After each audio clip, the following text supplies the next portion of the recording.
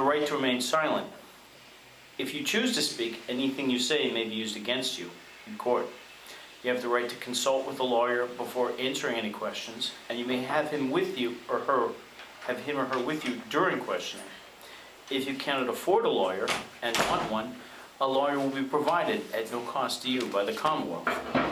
You may answer questions now and waive your right to counsel and your right to remain silent.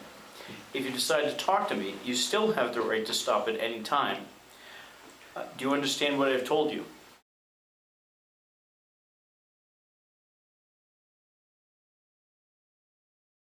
Court was going to look beyond a strict interpretation of the Constitution.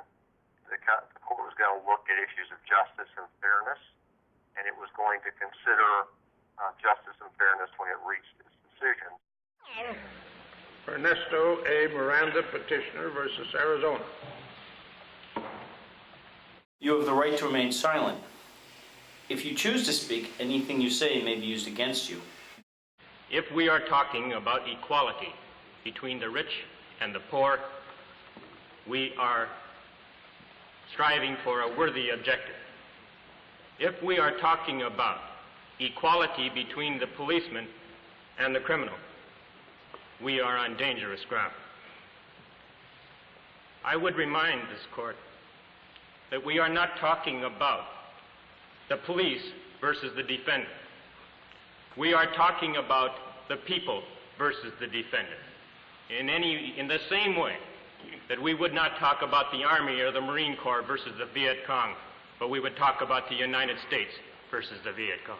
Suppose we put it on the basis of not equalizing anything or balancing anything, but on protecting the constitutional rights of a defendant, not to be compelled to convict himself on his own testimony. In the 60s or 70s, in the Miranda case, the courts thought that people don't know that they don't have to talk to the police, that they have the right not to, the constitutional right not to speak to the police if they don't want to. The court in the Miranda case decided that there should be some way that this right is communicated to the suspect at the time when police intend to question him, and the court decided the police should actually tell people, you don't have to talk to us. In the Constitution, there is a provision that you can't be compelled to testify against yourself. So really it arises out of that. And that's an interesting question you ask, because when Miranda was when the case first came down in 1966, it wasn't clear whether it was a rule of constitutional dimensions or whether it was just what's called a prophylactic rule.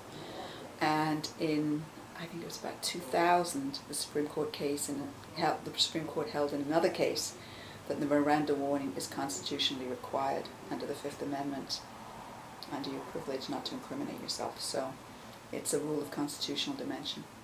If this is to be our objective, to limit the use of the confession in criminal cases, then you are taking from the police the most important piece of evidence in every case that they bring before a court of justice. So it's such a part of it now, it's not as much of an issue as the original offices back in the 60s. Oh, we're giving away the store, and it's just so much a part of it now. I don't want to say we get around it, it's just expected. It's really not the burden that originally people thought it would be. You have the right to consult with a lawyer before answering any questions, and you may have him with you or her with you during questioning. If you cannot afford a lawyer and want one, a lawyer will be provided at no cost to you by the Commonwealth. At some stage, according to our opinion, he's entitled to a lawyer at some stage.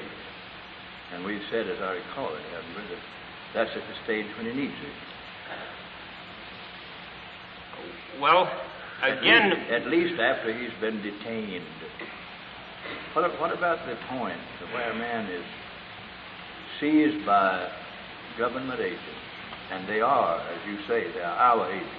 Yes. They are our officers, and there's no antagonism between the two. But what about the fact that when they're seized by someone who has power to detain them, keep them away from his friends and their relatives, and in seclusion if it's desired. Can you think of any time when he had need a lawyer more than that?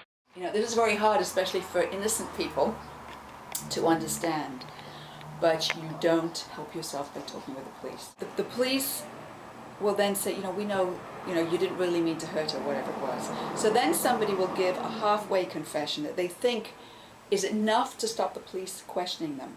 Because one thing that it's hard to appreciate is how isolated and terrified people are in police interrogation.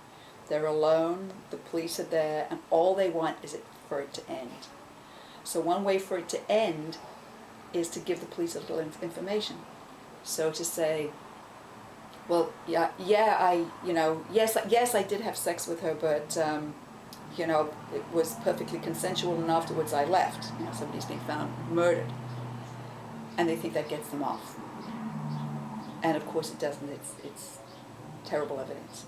So really, from the police point of view, they're much better off doing everything right, giving the warnings, being truthful with people they're interviewing, with suspects, and recording, because then the likelihood of getting false information is much less. Everything the person says could be thrown out of court. Let's say I killed my wife, and I buried the murder weapon right in the yard there in this exact spot that no one in the world would know about but him.